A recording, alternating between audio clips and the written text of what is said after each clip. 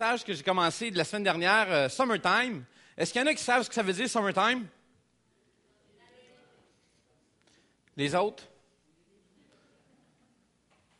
C'est l'été. C'est l'été, c'est le temps d'été. Et l'été, c'est propice à plein de choses. Comme c'est le meilleur temps de l'année pour pelleter votre cour.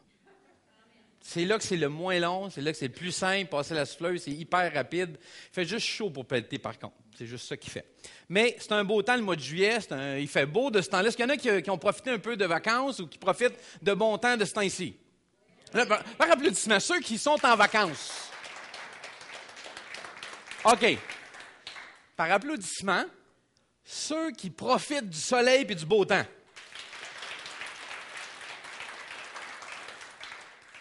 Le Seigneur me donne un message pour les autres. Sortez dehors. Ce matin, alors qu'on va continuer cette série-là, Summertime, j'ai commencé la semaine dernière et j'ai parlé de deux mots. Sois là. Sois là. C'est simple comme mot. C'est hyper simple. Et alors que je discutais avec quelques personnes cette semaine, il y a quelque chose que le Seigneur ne cesse de me rappeler ou de me remémorer, c'est que la vérité dans la vie chrétienne ou dans la marche avec Dieu, c'est simple. Pas facile, mais simple. Et le véritable problème, le véritable défi, c'est qu'on complique les choses. On est spécialiste dans le fait de compliquer les choses. L'être humain est capable de compliquer les choses de façon extraordinaire. Si vous regardez votre vie, la plupart du temps, quand c'est compliqué, c'est que vous l'avez rendu compliqué. Vous avez pris des décisions, vous avez fait des choix qui ont amené une complication dans votre vie. Avec Dieu, et pour ceux qui n'étaient pas là, la semaine dernière, lorsque j'ai fait le message « Sois là », pour ceux qui n'étaient pas là, cette semaine, je vais le refaire.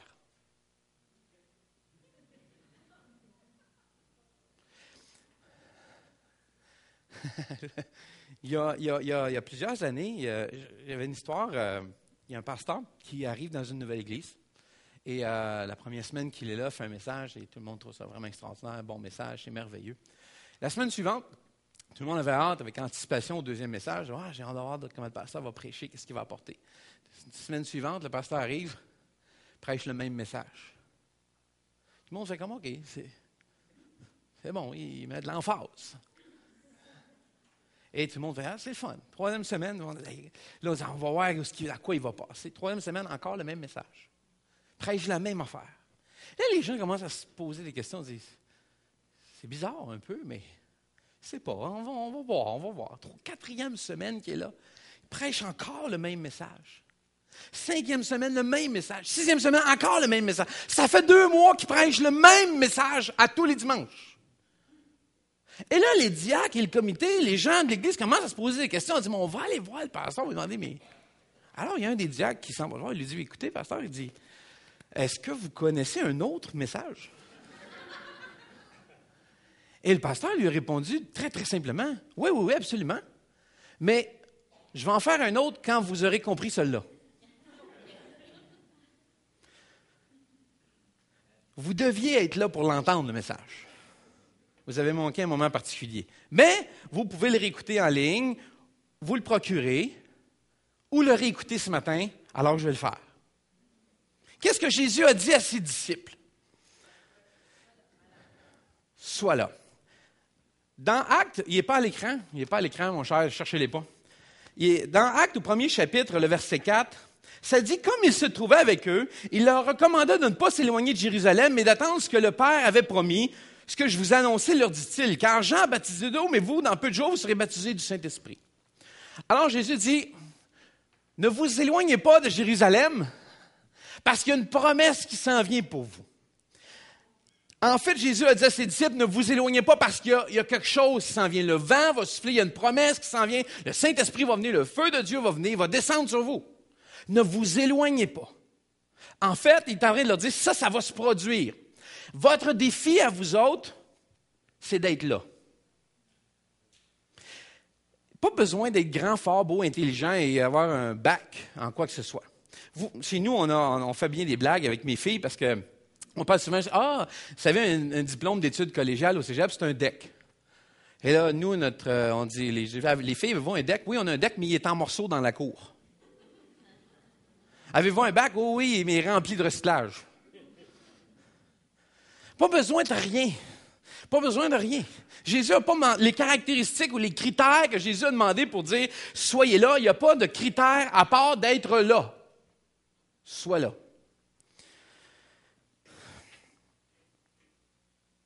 C'est comme si Dieu est en train de dire « Tout ce que je te demande, c'est que tu sois là. Si tu es là, ça va passer. Le vent va souffler. Le Saint-Esprit va venir. » Je vais prêcher sur ces deux mots-là, « sois là ». En fait, je vais continuer un petit peu plus loin cette semaine.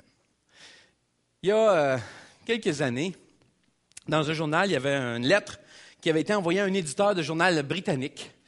Et l'homme, il se plaignait qu'il ne voyait aucun sens d'aller à l'église à chaque dimanche. Il disait, mais ça n'a pas de sens d'aller à l'église. Qu'est-ce que c'est quoi le but? Qu'est-ce que ça donne? Et voici ce qu'il a écrit. Voici sa lettre. Il dit, « J'ai assisté à des services régulièrement depuis les 30 dernières années. » Il a continué en disant, « Pendant ce temps, j'ai entendu pas moins de 3000 messages ou sermons. Mais à ma consternation, je ne peux pas me rappeler un seul d'entre eux. Je me demande si le temps d'un ministre ne serait pas mieux utilisé à autre chose ou plus profitable. Donc, je pense que je perds mon temps et les prédicateurs perdent leur temps à faire des messages bibliques, tout simplement. » Cette lettre a suscité beaucoup de réactions. Plein de gens se sont mis à crier. Et il y en a une lettre qui est revenue, un argument massue qui est arrivé. Et je vais vous lire cela. Voici une réplique qui est arrivée. « Monsieur, je suis marié depuis 30 ans maintenant. Durant ce temps, j'ai mangé quelques 32 850 repas. La plupart de la cuisine de ma femme. Soudainement, j'ai découvert que je ne peux pas me rappeler le menu intégral d'un seul de ces repas. Mais je sais ceci. Ils m'ont tous nourri et m'ont donné de la force que j'avais besoin pour travailler. Si ma femme ne m'avait pas donné ces repas, je serais physiquement mort aujourd'hui. Pareillement, si je n'étais pas allé à l'église pour me nourrir, je serais spirituellement mort aujourd'hui. » Souvenez-vous d'une chose. La foi rend les choses possibles, pas plus faciles. On oublie cette réalité-là. La foi rend les choses possibles, pas moins difficiles. On croit que parce que j'ai la foi, il n'y aura plus d'obstacles et il n'y aura plus de difficultés. C'est faux de croire ça. C'est pas vrai. Voici pourquoi vous devez être là. Voici pourquoi vous devez être là. On continue, comme je vous dis, dans la même direction, mais avec une tournure différente. Aujourd'hui, sois là ou naissent les rêves. Vous savez, Jésus est un raconteur d'histoires. Saviez-vous ça? Jésus, c'est un raconteur d'histoires. Jésus racontait plein d'histoires. Et souvent, les gens ils s'assoyaient, puis ils l'écoutaient parler, puis ils racontaient. Un homme, une fois, est allé en chemin à telle place. Et il raconte des histoires. C'était intéressant, c'était le fun d'écouter. Ce matin, notre raconteur d'histoire, Jésus, raconte une histoire super intéressante qui va apparaître à l'écran dans Luc 18, versets 1 à 9. Sinon, vous pouvez suivre sur le YouVersion si vous avez votre application avec vous. Vous pouvez le suivre, vous avez toutes les notes directement dans votre téléphone ou tablette en ce moment. Luc 18, versets 1 à 9, qui leur dit ceci.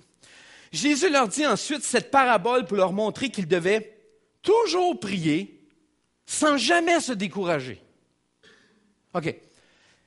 Qu'ils devaient toujours prier sans jamais se décourager. Jésus leur montre cela pour qu'ils sachent qu'ils devaient toujours prier et jamais se décourager. Jésus leur a montré ça pour qu'ils sachent qu'ils devaient toujours prier et jamais se décourager. Jamais. Soulignez ça dans votre Bible, sans jamais se décourager. Jésus, pourquoi Jésus dit ça?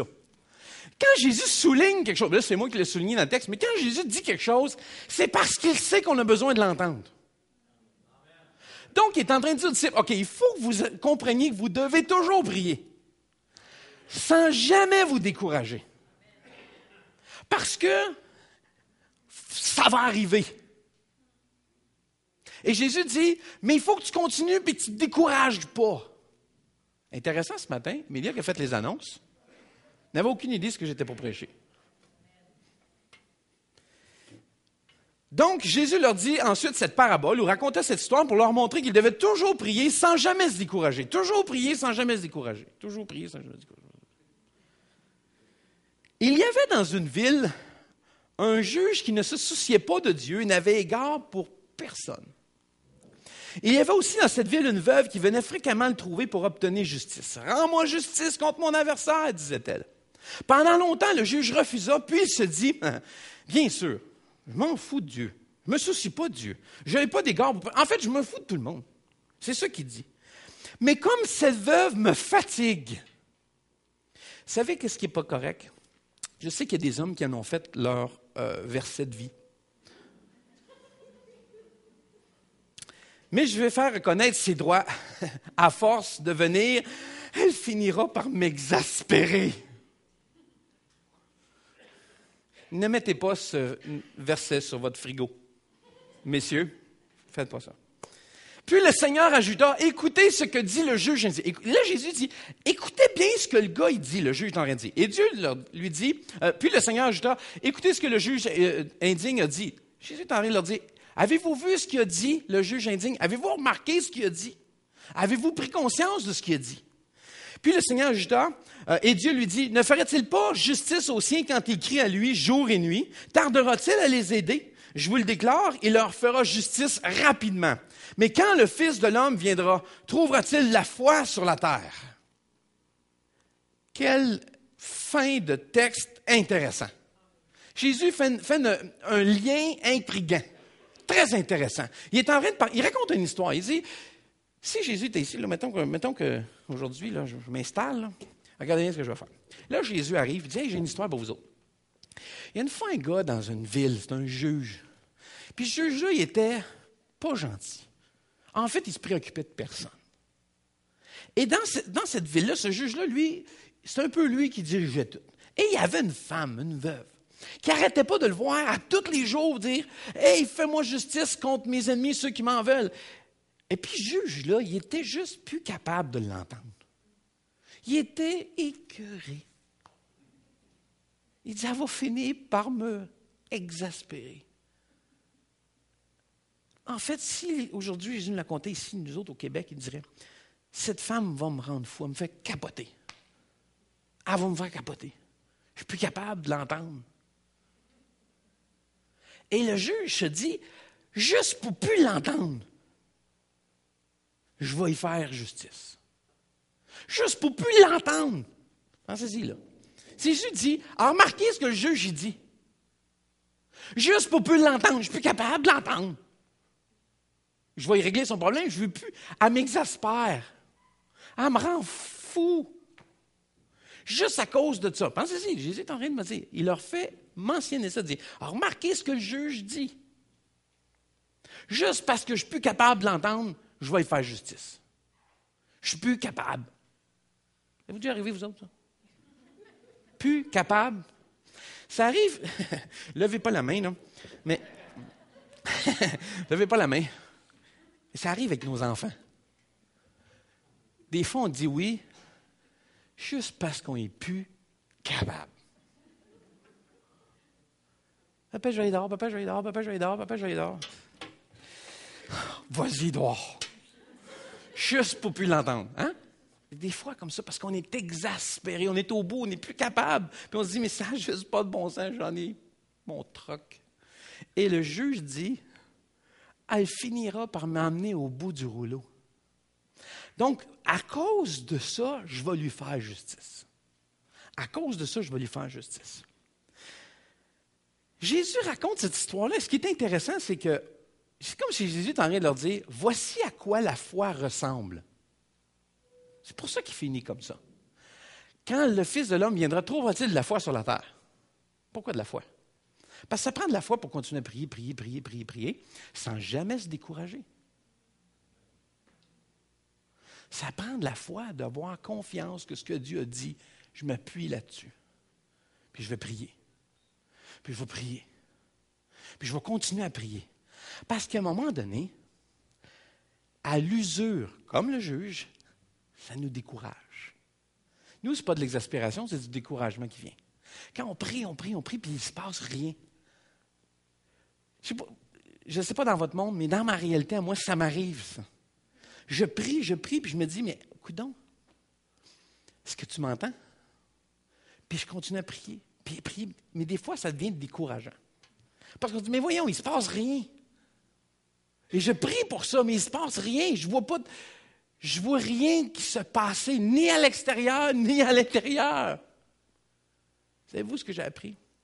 Il me dit, quand il ne se passe rien, ni à l'extérieur, ni à l'intérieur, ta foi est en train d'être testée.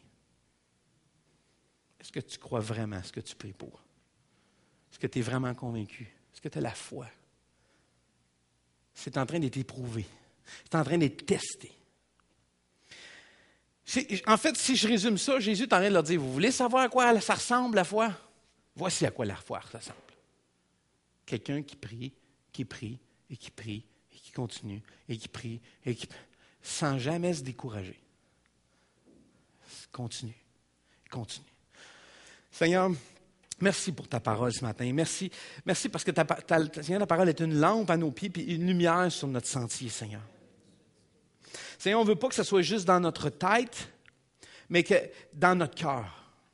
Je prie, Seigneur, qu'elle aille profondément dans notre cœur et qu'elle nous change, qu'elle produise 30, 60, 100 fois. Seigneur, pour tout ce qui va prendre place, nous voulons donner toute la gloire. Amen. Vous savez, un rêve, c'est une vision convaincante que vous voyez dans votre cœur qui est trop grande pour être accomplie sans l'aide des autres. Tous les rêves, les visions et les projets de Dieu naissent à un endroit, dans la prière. Tous les visions, les rêves, les choses que Dieu donne naissent à un endroit, dans la prière. C'est là que naissent les rêves. C'est là que naissent les visions. C'est là que naissent les plans, les projets que Dieu met dans votre cœur. Chaque début d'année, depuis des années, je fais toujours un 21 jours de jeûne et prière.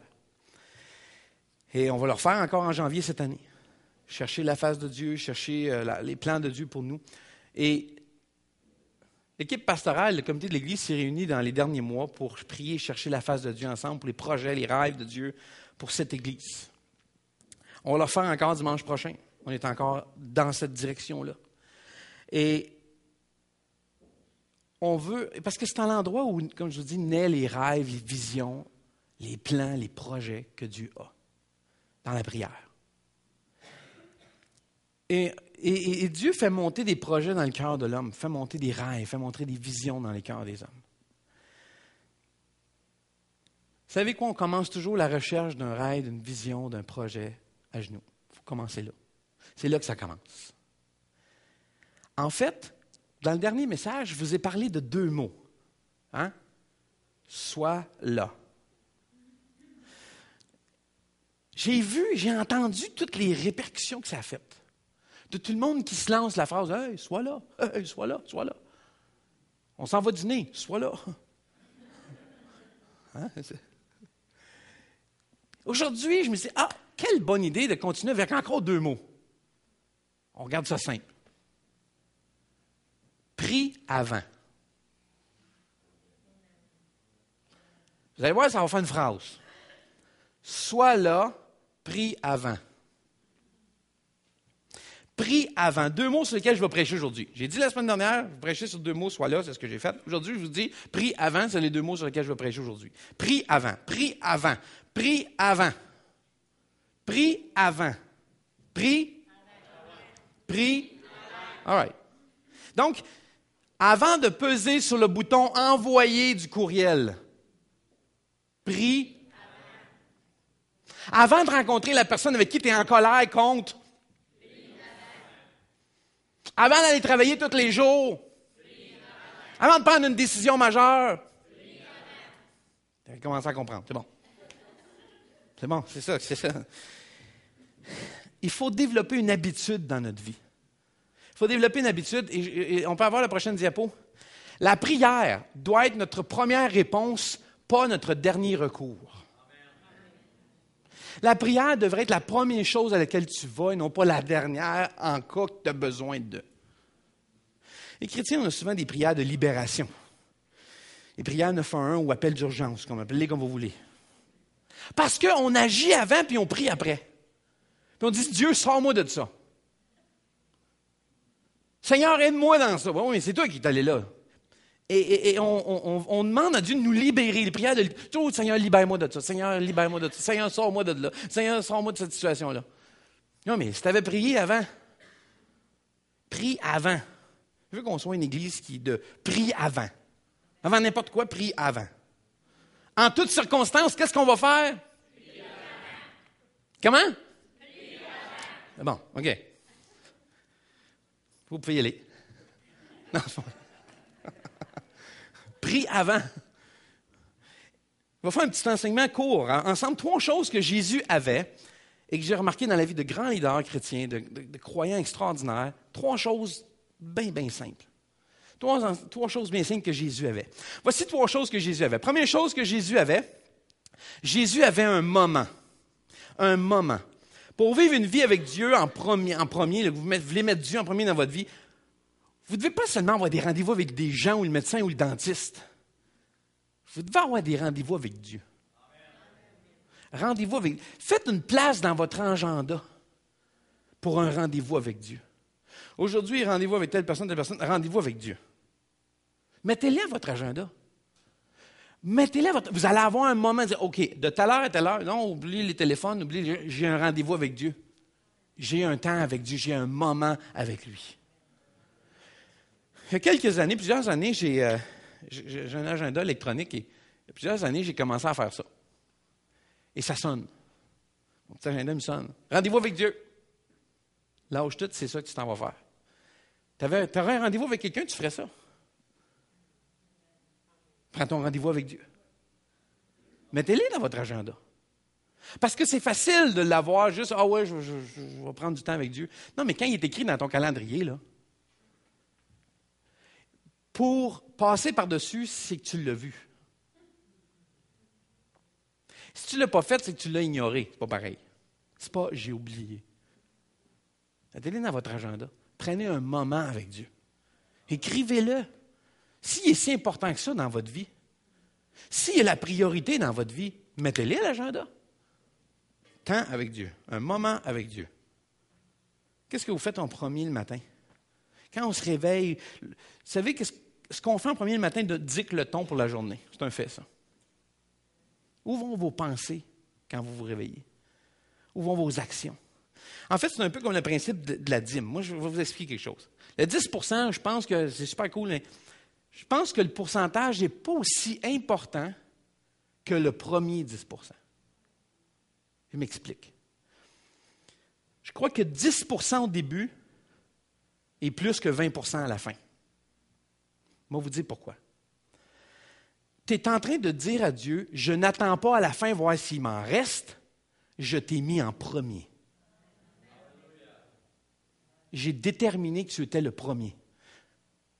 Tu es mon premier. C'est toi mon premier, c'est toi le premier que je donne. Tu es la personne la plus importante dans ma vie. Si c'est le cas, c'est pour ça que je suis en train de vous dire, c'est que tu n'es pas en train de dire à Dieu, je vais voir s'il en reste. Ça, si on pense comme ça, c'est vous ce que ça dit? Si je disais à vous, je vous invite à la maison pour venir manger, et je vous dis, attendez, je vais voir s'il en reste. Là, vous allez dire, écoute, on était-tu vraiment bienvenus? Tu voulais-tu vraiment nous avoir? Attends, je vais nourrir toute ma famille, puis après ça, on va voir s'il en reste pour vous autres. Qu'est-ce qu'on fait quand on a des invités? On les sert en premier? Quand on a des choses dans notre vie, on donne à Dieu en premier. Avant toute chose, c'est Dieu le premier. Pas voir s'il en reste au bout de la ligne. Je vais tout payer mes affaires, on va voir s'il en reste. Mais je vais nourrir tout le monde, on verra s'il en reste. C'est pour ça que je vous dis, c'est pas tant le 10 %. Comprenez-vous ça? Je pense que le 10 % au début est plus que le 20 % de la fin. Parce que tu es en train de donner le ton à quelque chose d'important. De dire, Dieu, regarde, voici comment tu es important dans ma vie. Tu es la première personne à qui je pense. Tu es le premier dans ma vie. C'est toi que je cherche en premier. C'est à toi que je donne en premier. Tu es le plus important.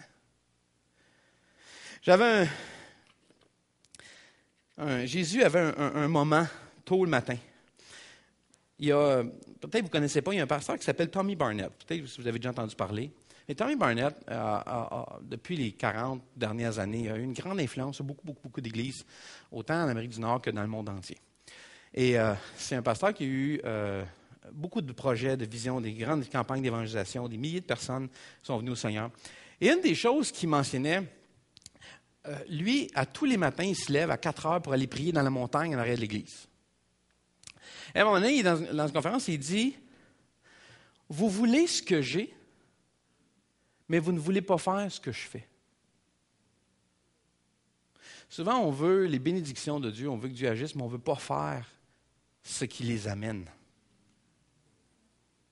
On ne veut pas mettre Dieu en premier. Ce que ça implique, les demandes, les sacrifices que ça fait dans notre vie, d'obéir, de dire, « Seigneur, ça me coûte, mais je vais le faire en premier. C'est vers toi que je vais me tourner. » Tu n'es pas mon dernier recours, tu es ma première réponse. Tu es la première personne vers qui je me tourne. J'ai un problème, tu es le premier à qui j'en parle. Tu es le premier à savoir comment je me sens. Je veux t'en parler à toi. Je veux que tu m'aides. Et non pas, « Hey, sors-moi de là, j'ai un problème. » Donc, Jésus avait un moment. Comme je vous ai dit il y a quelques années, je commençais à le mettre dans mon agenda. Jésus avait un moment. Deuxième chose, Jésus avait un endroit. Un moment et un endroit. Un endroit où il pouvait être seul. Un endroit où il pouvait se concentrer et chercher Dieu. Un endroit où il pouvait prendre le temps de prier seul avec Dieu. Trouvez-vous un endroit. Un endroit, c'est différent à chaque personne. Il y en a des personnes, c'est leur lit, le bord de leur lit. Il y en a d'autres, c'est dans la cuisine, c'est dans le gazebo, dans n'importe quoi. Il y en a, c'est il faut que j'aille marcher dehors, peu importe. Un endroit qui vous appartient, où vous vous retraitez. Bien des gens, tu sais, on dit, dans ton lieu secret, là, il y en a, c'est leur garde-robe physiquement. Là. Ils prient dans leur garde-robe. C'est comme... Donc, trouvez-vous un endroit. Jésus avait un moment, Jésus avait un endroit. Et troisième chose que Jésus avait un plan. Comment est-ce que je sais ça? C'est une bonne question que vous posez là. Puisque vous la posez, je vais y répondre. En fait, les disciples ont remarqué quelque chose. Ils ont remarqué que la vie de prière de Jésus allait mieux que la leur. Et ils ont dit, « Hey, montre-nous comment tu fais. » Ils se sont rendus compte que hey, ça marche, son affaire. Et il ne faut pas vous oublier. Et quand on écoute cela, on prend le texte, on a l'impression que les disciples n'ont jamais prié de leur vie ou qu'ils sont comme des imbéciles. Non, mais il ne faut pas oublier, c'est donc des petits garçons juifs qui ont appris la prière. Ils savent très bien comment prier. Ils ont été instruits dans le judaïsme. Ils savent c'est quoi, à quoi ça ressemble une prière. Mais ils se sont rendus compte de quelque chose, c'était différent, lui, comment il prie. Sa façon de prier est un peu différente. Son style, ça fait quelque chose qui va dans une autre direction. Alors, ils ont dit, on aimerait ça, nous autres, que tu nous montres comment prier. On aimerait ça que tu nous le montres. Jésus a dit, voici un plan. Voici une façon de prier. Jésus leur a donné un plan. Notre Père, qui es aux cieux, que ton nom soit sanctifié, que ton règne vienne. En fait, ce n'est pas juste une simple prière que Jésus a donnée. Souvent, les gens ils pensent que c'est une prière en soi. Ce n'est pas une prière. C'est une façon, c'est un plan. Voici comment prier. Voici à quoi devrait ressembler une prière. Voici, dans une prière, voici ce que ça compose dedans. Et dans la prière, il y a là, on ne fera pas la nomenclature de tout ça. Il y a comme 7 éléments dans la prière du Seigneur. Il y a 7 éléments bien précis. Puis dans ceux-là, il y a, notre Père qui est aux cieux. Je reconnais qui tu es. Tu es Dieu. Tu es grand. En fait, c'est une adoration. C'est une reconnaissance que Dieu est tout-puissant. Que ta volonté soit faite. Que ton règne vienne. En fait, c'est comme au début, c'est comme Jésus disait, il y a une adoration dans ça. Notre Père qui est aux cieux, toi qui es si grand, majestueux, tu es extraordinaire. C'est un temps de louange et d'adoration qu'il est en train de leur montrer. Commence en reconnaissant qui Dieu est. Commence en le louant, en l'adorant. Commence en lui parlant de lui, pas de toi. Parle à Dieu, de Dieu. Tu es grand, Seigneur. C'est toi qui es merveilleux. C'est toi qui es glorieux. Commence. Et c'est comme Jésus leur disait, regardez là, il y a comme un cheminement dans ça. Et dans ce cheminement-là, c'est notre Père. Tu es celui qui a amené toute création, tu as tout créé. Tu es celui qui nous a mis au monde. Tu es notre Père. Que ta volonté soit faite. Sur terre, on sait, Seigneur, je te prie pour ta volonté dans tous les aspects de ma vie, de tout ce que je touche. Je te prie, Seigneur, pour que ce soit ta volonté qui s'accomplisse. Non la mienne. Et lorsque je prie, c'est un peu la même affaire. Je prie, Seigneur, regarde, c'est quoi? C'est ta volonté que je veux qu'il se passe dans ça. Je veux que ce soit ton royaume qui vienne. Donne-nous aujourd'hui, priez pour vos besoins. Pardonne-nous comme nous le faisons. En fait, il y a un sens d'examination devant Dieu. Seigneur, je veux que tu me pardonnes comme je pardonne aux autres. Ça me fait drôle. Il y a un monsieur qui s'appelle un pasteur Young Cho. Peut-être que vous l'avez déjà entendu parler. Young Cho, une église d'un peu plus d'1 million de personnes. Et il enseignait un jour sur ce texte-là, sur cette prière-là. Et il parlait à ce moment-là, il arrive à le moment du pardon, là, où ce que ça dit, bon, pardonne-nous comme nous le faisons. Et là, il arrive, je vais essayer de faire son accent, là. Tous les jours. Non, pas vrai. Il prie et il dit, tous les jours, il dit ça, tous les jours, je pardonne tellement de gens, parce que tous les jours, je déteste tellement de gens. Vous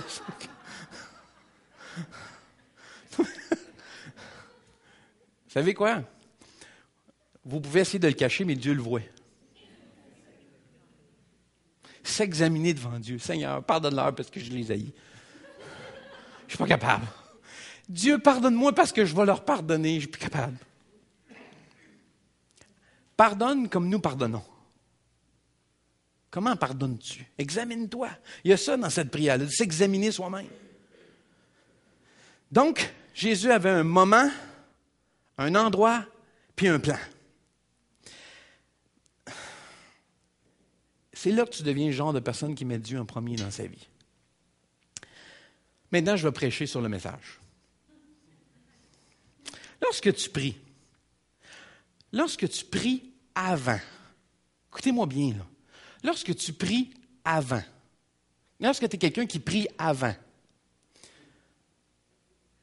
tu rêves des rêves encore plus grands que toi. Parce que la vision ou le rêve que tu peux avoir en ce moment est à la hauteur de tes habiletés, est à la hauteur de tes capacités, de tes limites. Quand on rêve des choses dans notre naturel, on pense juste qu'on est capable d'accomplir par nous-mêmes. Mais lorsque tu pries avant, tu vas avoir des rêves, des visions plus grands que tes propres limites. Parce que là, quand tu pries comme ça, puis que Dieu donne ces rêves-là, la seule affaire qui peut marcher, c'est qu'il faut que Dieu se présente pour que ça s'accomplisse. Et ça, c'est des rêves à la grandeur de Dieu. À la limite ou à la capacité de Dieu. Parce que Dieu est plus grand que mes limites à moi, à mes capacités, à mes habiletés. Si je rêve des plans et des visions qui sont ce que je suis capable d'accomplir, je le fais dans le naturel. En quoi Dieu est glorifié? Rien, c'est moi qui le fais. Quand est-ce que Dieu est glorifié? Lorsque tu n'as pas le choix, il faut que Dieu débarque parce que c'est bien trop gros pour nous autres. Pas capable de faire ça, moi. C'est bien trop grand. C'est un rêve, une vision qui me dépasse. Ouais! Enfin, ça dépasse le cadre de toi, de qui toi tu es. C'est là que Dieu intervient. C'est là que Dieu se présente, que Dieu débarque. Parce que tu n'as pas le choix qu'il débarque.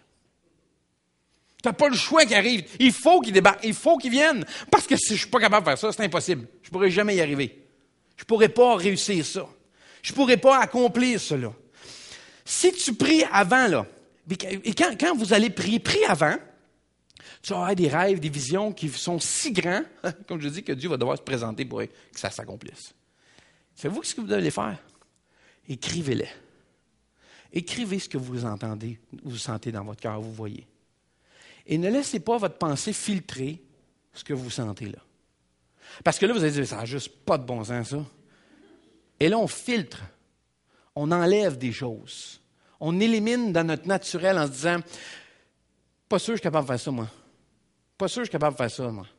Vous êtes en train de diminuer le plan de Dieu à vos capacités, à vos limites, à votre hauteur, à vos habiletés à vous. Vous êtes en train de réduire la vision que Dieu a à vous et non plus à Dieu. Les rêves et les visions qui dépassent, là, c'est parce que c'est Dieu qui est comme ça. Dieu dépasse vos capacités, vos limites, votre raisonnement. Il est en dehors de ça. Vous savez quoi? Dieu ne vit pas dans les mêmes limitations que nous. Dieu ne vit pas dans le même... Autant qu'il est présent, il n'est pas confiné, il n'est pas pris, lui, comme nous autres, on est dans les limites. Le temps, l'espace. Dieu n'est pas limité par ça. Dieu n'a pas de limite face à ça. Est-ce que vous êtes là? Dieu n'est pas limité par les dimensions. Dieu ne réside pas dans cet espace-là. Voilà pourquoi on doit prier par l'Esprit. Il faut prier en esprit aussi. Parce que prier en esprit, ce n'est pas juste fait pour avoir des petits feelings charismatiques. Ce n'est pas fait pour avoir des chair de poule. C'est comme, oh, j'ai la chair de poule, je chante le Seigneur. Il est tout le temps là. Tu viens juste d'être conscient qu'il est là. Dieu n'est pas moins là, hein, je veux que vous compreniez là. Souvent, on dit, je ne sens pas la présence de Dieu. Dieu n'est pas moins là. Vous êtes moins ouvert à la présence de Dieu. Mais Dieu, toujours, il est omniprésent. Il y a pas de, tu sais, c'est pas des ondulations. Tu sais, comme si on se promènerait avec permettez-moi le terme, un gauge, là, une espèce de baromètre à présence de Dieu. Ah, il y a beaucoup de présence de Dieu ici. C'est pas comme ça que ça fonctionne. Dieu n'est pas comme des défaillances de signaux, tu sais, comme Dieu est moins présent là, on n'ira pas là, on va aller plus ici. Non, Dieu est tout pareil partout. Dieu n'est pas limité par quoi que ce soit, par quelque contexte, endroit géographique. Et ça, c'est une notion humaine de limitation et de capacité. Dieu ne peut pas faire ça. Comment ça, Dieu ne peut pas faire ça? Il y a des choses que Dieu ne peut pas faire, c'est vrai. Dieu ne peut pas mentir. Mais ça n'a rien à voir avec les capacités de ce qu'il est capable d'accomplir. Et ça, c'est souvent une limitation physique et humaine qu'on a. En limitant Dieu dans une espèce de cadre qui est fait à l'image de nos pensées puis notre intelligence ou nos raisonnements à nous. Dans mes limites, Dieu n'est pas capable de faire ça. Pourquoi? Parce que moi, je ne suis pas capable de faire ça. Non, mais ce n'est pas toi, c'est Dieu.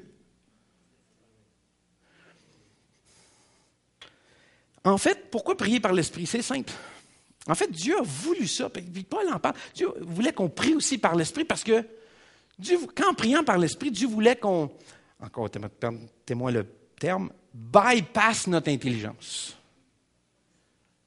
Dieu voulait qu'on shortcut.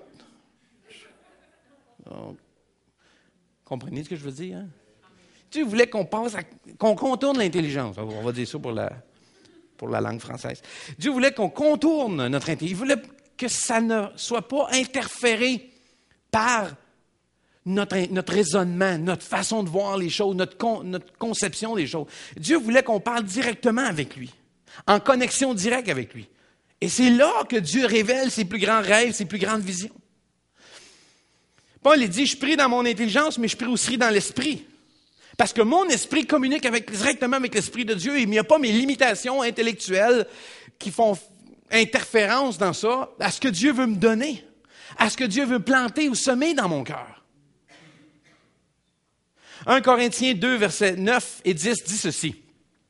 Paul dit, mais comme le déclare l'Écriture, ce que nul homme n'a jamais vu ni entendu, ce qu'à quoi nul homme n'a jamais pensé, Dieu l'a préparé pour ceux qui l'aiment. Or, c'est à nous que Dieu a révélé ce secret par le Saint-Esprit. En effet, l'Esprit peut tout examiner, même les plans de Dieu les plus profondément cachés. Oui, mais dans ta tête puis dans ton intellectuel, tu ne peux pas le trouver. Et Dieu veut parler directement à ton esprit. Il veut bypasser ton intelligence. Il veut mettre la switch off. J'ai de l'anglicisme aujourd'hui. Il veut mettre ça, il veut fermer cela. Pour que tu puisses recevoir intégralement ce qu'il y a. Parce que sinon, tu vas tout filtrer ce que Dieu va donner. Et dans ton filtre, tu vas raisonner. Raisonner et éliminer des plans et des rêves et des visions que Dieu te donne. En te disant, je ne vais même pas y penser, ça n'a juste même pas de bon sens. Si Dieu te demandait des choses, te montrait des grands projets, des grandes choses, voyons donc, ça, jamais en 100 ans je pourrais faire ça. Toi, non. Dieu avec toi, oui. Parce que tu as prié déjà et que tu sais dans ton cœur que tout est possible à Dieu. Hein? Pensez-y comme faux, là. On sait que, on dit, oui, tout est possible à Dieu. On fait ça, tu sais, on est on est super content. Tout est possible à Dieu. Oui, mais tout est possible à Dieu. Sauf. Et là, il y a une liste. Et c'est drôle, c'est tout quand on est impliqué dedans. Comme Dieu peut faire ça avec telle personne, Dieu peut faire ça avec telle personne, mais avec moi, pas tant que ça. Comment ça? Dans Proverbe, il y a un proverbe caché. Il est super le fun qui dit « Ce qu'un homme pense, il l'est. » Tu penses que tu es un perdant? Tu l'es. Tu penses que tu es un gagnant? Tu l'es. Ce que tu penses, parce que la façon que tu vas prendre ce que Dieu te donne va déterminer ce qui va se passer. Si tu crois qu'avec Dieu, il n'y a pas tellement grande chose qu'on peut faire, il n'y aura pas grand-chose qui va se passer. Tu vois, j'avais raison. On se donne raison. Tu vois, j'avais raison. Tu vois, il ne se passe rien. Arrête. Oui, mais est-ce que tu crois qu'avec Dieu, tout est possible? Oui, mais pas avec moi. Avec moi, ce n'est pas nécessairement possible. C'est possible avec les autres. Les choses merveilleuses, grandioses, les grands rêves, Dieu donne ça aux autres parce que moi... Wow. La vérité, c'est que ça commence là. Ton esprit, ton raisonnement. Et Dieu veut parler à ton esprit directement. Pour faire exactement ça. Te révéler des choses que l'œil n'a pas vues puis l'oreille n'a pas encore entendues. Des projets, des choses extraordinaires, des grands rêves, des visions que Dieu a planifiées d'avance, que Dieu veut te mettre à l'œuvre dans ça. Mais parce que ton intellect intervient, lorsque tu viens pour l'écrire, peut-être que je n'écrirai pas tout ça, là, parce qu'on se dit, mais ça n'a pas de bon sens. Et malheureusement, ça vient de commencer là. C'est là que ça commence. La guerre est spirituelle. Ce n'est pas juste une question de faisabilité, autant que de croire à ce que Dieu veut faire. Parce que la faisabilité dépend de Dieu. L'homme propose, Dieu dispose. Mais des fois aussi, j'ai remarqué que c'est l'inverse. Que Dieu nous propose des choses et nous, on fait « j'en dispose ». Non, pas pour moi. Non, merci. Pas Dieu. Moi, je ne me sens pas appelé à ça. Il n'y a pas de limitation à ce que Dieu peut faire. Est-ce que vous croyez ça? On va juste recommencer pour les... Merci aux 4 qui sont avec moi. Les autres, écoutez bien. On va juste concevoir une chose qui est un verset. Rien n'est impossible à Dieu. C'est vrai, ça, là? Il n'y a rien d'impossible à Dieu.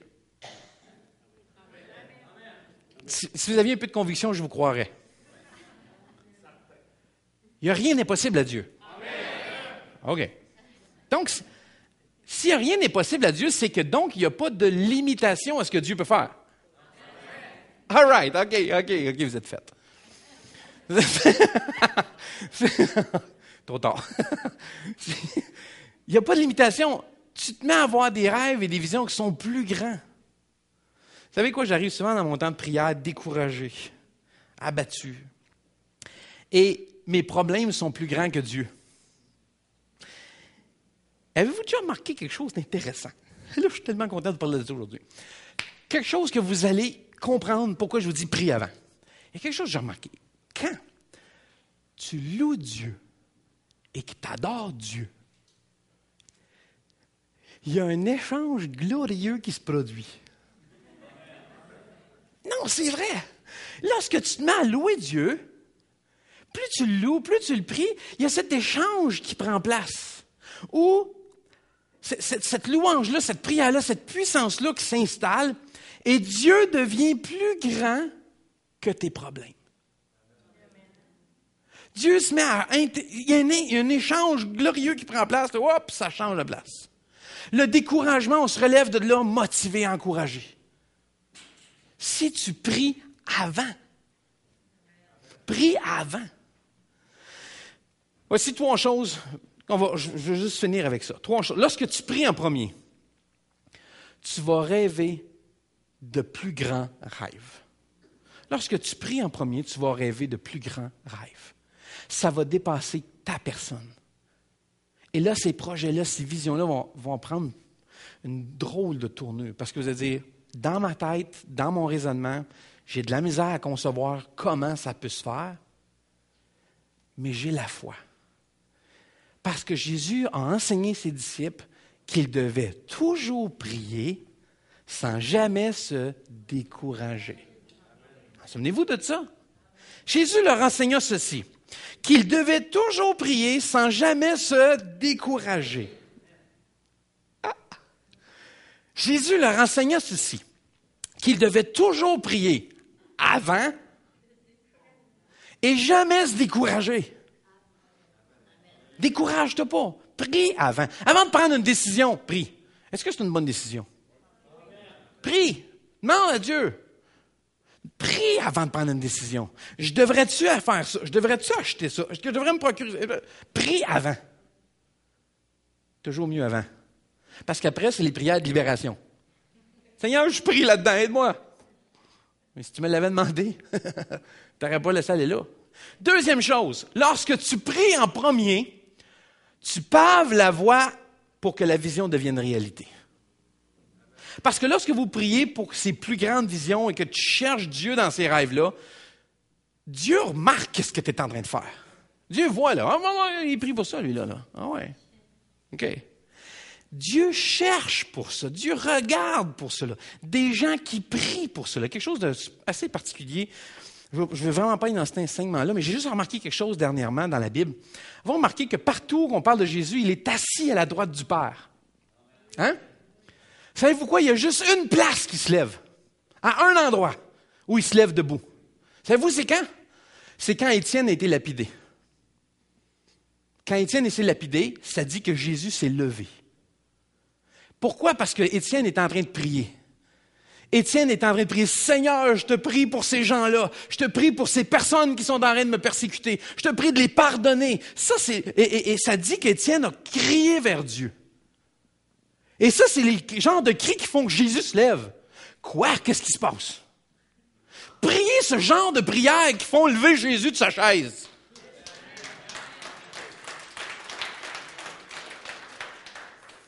Le prière qui attire l'attention de Dieu. Et il y en a une dans la Bible, rapidement, que je vais passer à travers, c'est la prière de Jabès.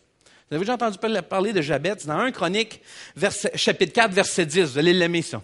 Jabès invoqua le Dieu d'Israël en disant, « Si tu me bénis, que tu étendes mes limites, si ta main est avec moi et que tu me préserves du malheur, en sorte que je ne sois pas dans la souffrance. » Et Dieu accorda ce qu'il avait demandé. Wow! C'est juste ça. C'est cool, ça, c'est merveilleux. Je suis pas là. Il y a 4 choses importantes dans cette prière-là. Il y a 4 éléments à retenir. Première chose, il y a la bénédiction, en disant, si tu me bénis. La deuxième, c'est de l'influence, et tu étends mes limites. Et ensuite, de toute la présence de Dieu, si ta main est avec moi. Et quatrièmement, protection, si tu me préserves du malheur. Il y a 4 éléments. Et chaque élément bâtit sur l'autre. C'est-à-dire que cette prière-là est une exhortation à prier plus que juste pour toi et tes besoins. Parce que, Seigneur, bénis-moi et donne-moi une bénédiction au point où ce que je vais être une bénédiction pour plein d'autres. Je savais que ça n'en tirerait pas des amens. Et c'est pour cela qu'il répéta la phrase.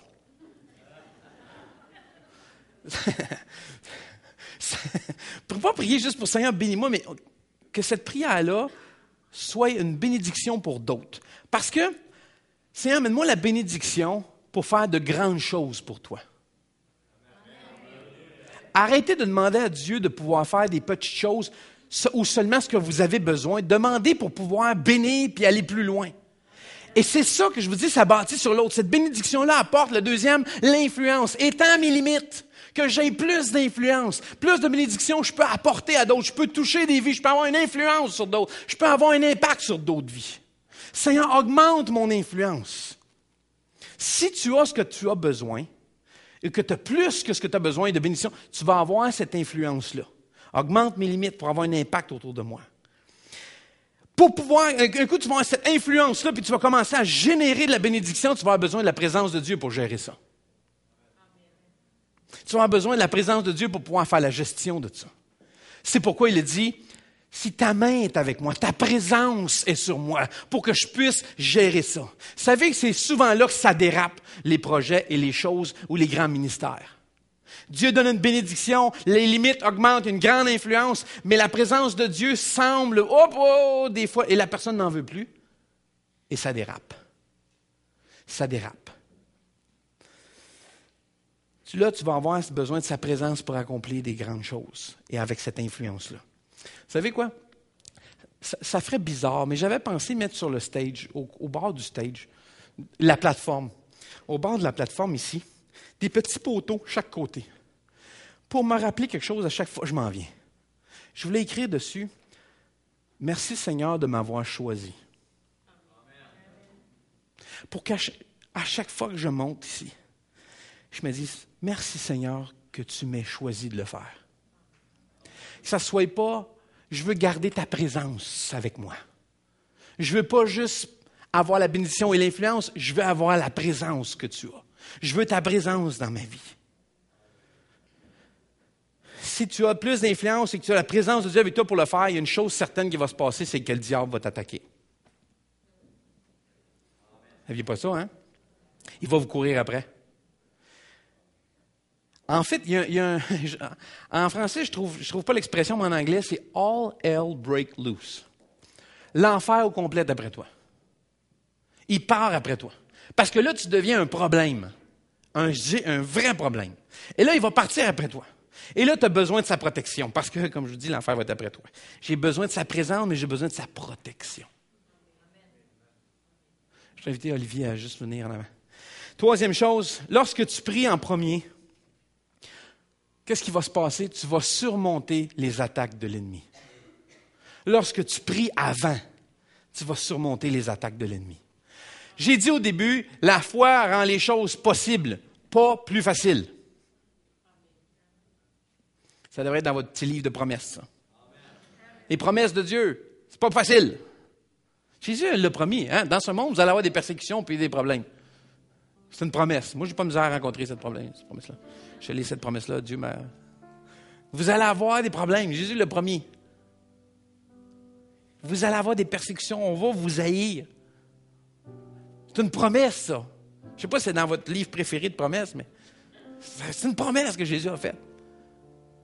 Si tu fais ce que je te demande, l'ennemi va courir après toi. Il va vouloir ta peau, il va vouloir courir après toi.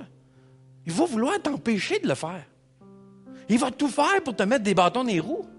Il va essayer de tout ce qui est dans son pouvoir pour réussir à te ralentir, à mettre des obstacles. La foi rend les choses possibles, pas plus faciles. La difficulté va être là pareil. Les défis sont là, les obstacles sont là. Les temps de découragement peuvent venir. Prie avant. Tu vas pouvoir surmonter les attaques de l'ennemi. Sois réaliste.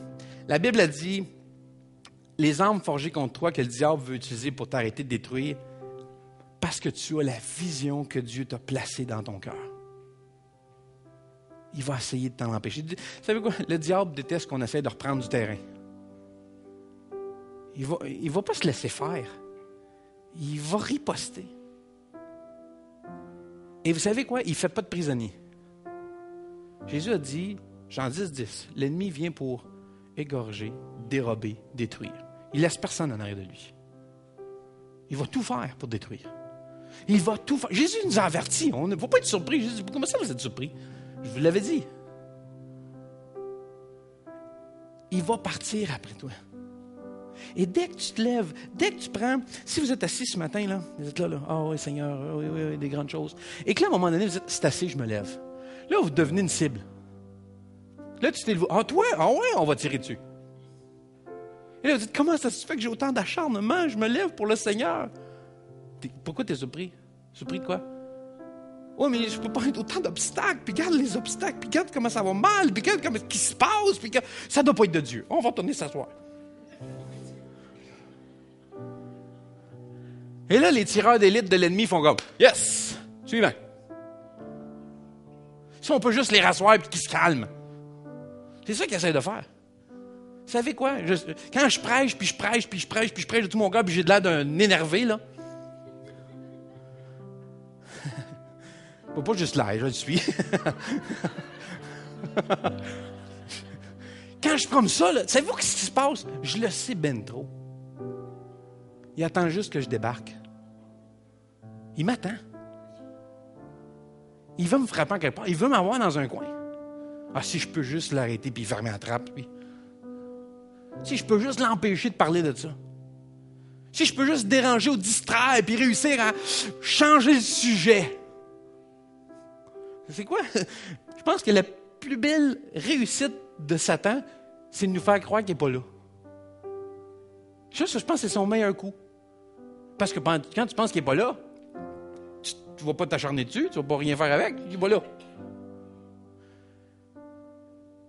Il va venir et il va essayer. Il y a une guerre spirituelle qui est amenée. La prière est une arme que tu ne peux pas laisser de côté. Prie avant. Prie avant.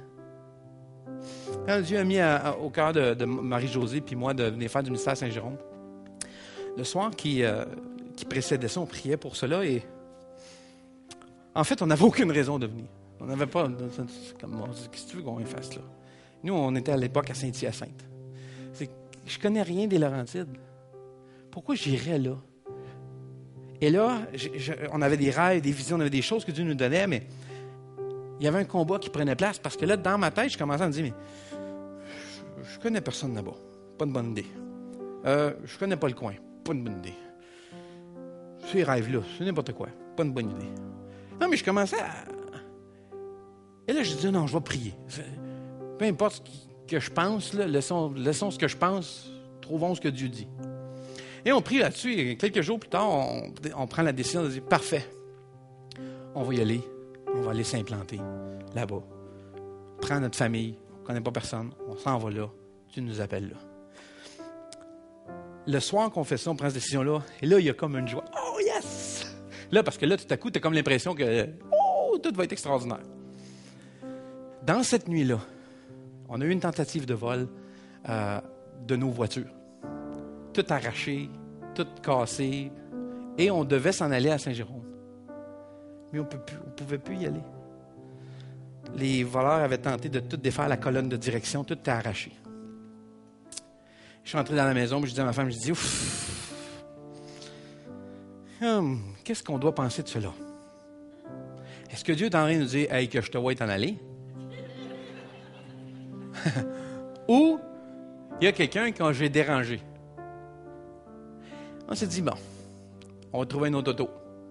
On a trouvé une autre voiture. Un autre auto. On a emprunté une voiture pour pouvoir, on devait venir voir l'église, on devait venir voir les maisons, on devait venir tout s'installer pour venir voir le coin.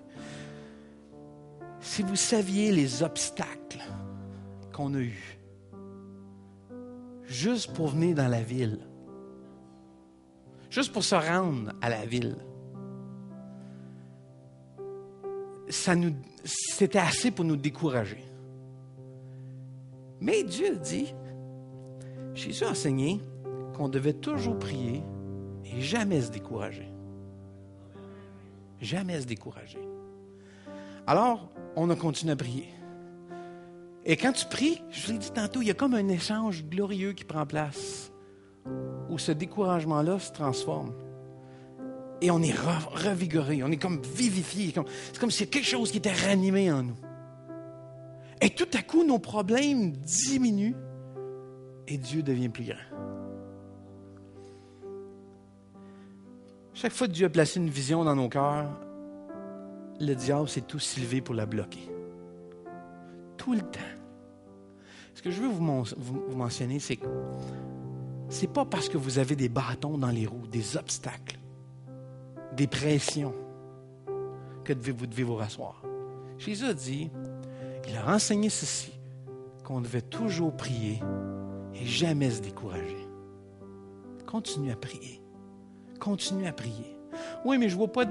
Continue à prier. Décourage-toi pas. Continue à prier. Reste ferme dans la prière. Sois assuré que Dieu est là. Et rêve ces visions-là. Continue. Laisse pas ça être étouffé. Laisse pas ça être anéanti.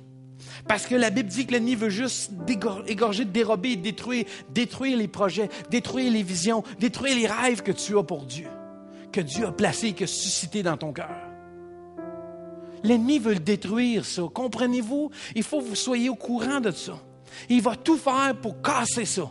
Le plus possible, il va frapper. Il va frapper. Et je vous le dis, il y a une qualité, il est persistant. Il va continuer à vous frapper. Il va vous frapper, c'est pas une surprise, là. Il va frapper, il va frapper, il va frapper. Et il va frapper, savez-vous à quel endroit il va frapper? Parce qu'il vous connaît aussi, là. Où ça fait mal. Où est-ce que ça vient faire un impact direct? Et pourquoi ça? Pourquoi ça? Pourquoi ça? C'est simple, parce que c'est la faille. C'est à cet endroit-là qu'il sait qu'il peut t'atteindre. Il rôde. Il regarde, c'est quoi je peux frapper? Sur qui je peux frapper? À quel endroit je peux frapper? Qu'est-ce que je peux faire pour l'affaiblir, le ralentir? Qu'est-ce que je peux faire pour l'empêcher de l'accomplir? Qu'est-ce que je peux faire pour le détruire, ce rêve-là, et que ça ne se produise pas? Parce que ces rêves-là que Dieu donne, peu importe la direction qu'ils prennent, ultimement, ont un impact sur les vies et que l'amour de Dieu puisse être propagé. Et ce que l'ennemi ne veut pas, c'est justement ça. Que vos rêves, vos projets, vos visions aient un impact assez grand que ça touche des vies. Que ça a, comme on disait tantôt, cette bénédiction qui apporte une influence et qui a un impact. Vous avez besoin de la présence de Dieu et de la protection de Dieu. Prie avant. Prie avant.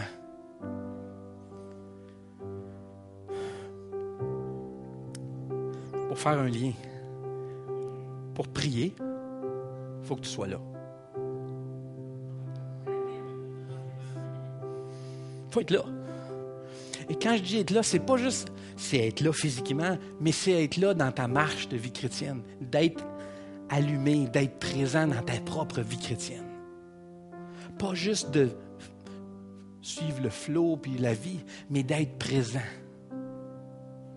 C'est ça qu'on peut juste se lever ensemble ce matin. Parfois, tout ce qu'il faut, c'est que tu sois là et que tu pries avant. Tout ce qu'il faut, c'est que tu sois là et que tu pries avant.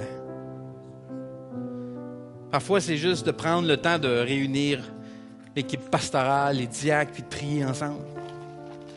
Parfois, c'est juste d'être là le mercredi à la prière. Juste d'être présent. Viens prier. Et vous savez ce qui est extraordinaire? Et là, je suis content. Je suis content d'écœurer le diable avec ça. La réunion de prière, elle ne peut plus faire dans la petite salle. Il faut la faire dans le sanctuaire. Il y a trop de monde. C'est pas extraordinaire?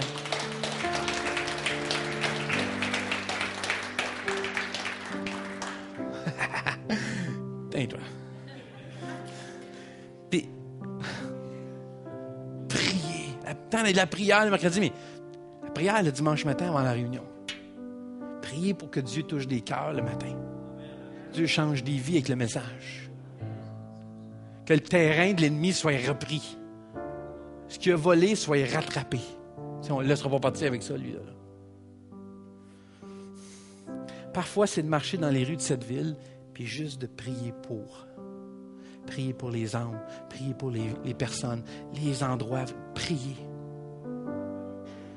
Je sais que ce matin, il y a des gens ici dans cette salle qui ont des rêves, Ce que je vous dis aujourd'hui, c'est priez avant pour que vos rêves soient encore plus grands. Que vos visions soient encore plus grandes que ça. Ah, mais pasteur, c'est grand cette vision-là. Laisse Dieu mettre sa main là-dessus, tu vas voir. C'est mieux que Walt Disney. Je te le dis. Ça va être extraordinaire. Le genre de rêves et de visions qui sont si grands qu'il faut que Dieu se présente pour que ça s'accomplisse. Vous savez, tous les rêves, les visions, les projets naissent dans la prière. Juste lever nos mains ce matin devant le Seigneur et commencer à prier. Dire, Seigneur, merci parce que je veux que tu me donnes de plus grands rêves, Seigneur. Seigneur, je veux des rêves à ta grandeur. Seigneur, je veux ces projets, ces visions que toi tu as. Seigneur, nous voulons être une église qui cherche ta face. Une église qui prie avant, Seigneur. De prier des prières de foi qui font que Jésus se lève. Des grands rêves, des grandes visions. Seigneur, je prie que chacun dans sa vie puisse grandir dans leur vie de prière. Qu'ils soient remplis de bénédictions pour être la bénédiction et l'influence. Seigneur, je prie que la prière soit avant toute action et décision que nous prenons. Mais aussi que chaque personne le fasse pour sa propre vie. Je prie, oui Seigneur, qu'on soit là, mais que ce soit qu'on prie avant. Peu importe le geste, de réfléchir avant d'envoyer ce courriel, avant de répliquer ce commentaire ou de rencontrer cette personne ou d'aller à cette entrevue ou de décider de prendre une grande décision, de prier avant. Et Seigneur, c'est ce que nous avons parlé aujourd'hui. Et je prie que chacun qui part d'ici ou qui a entendu le message Internet, un DVD, peu importe, que lorsqu'il sera terminé, puisse réaliser l'importance de prier avant. Au nom de Jésus. Amen.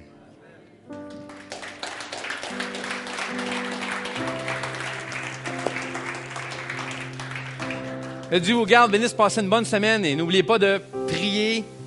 Amen. Bonne semaine.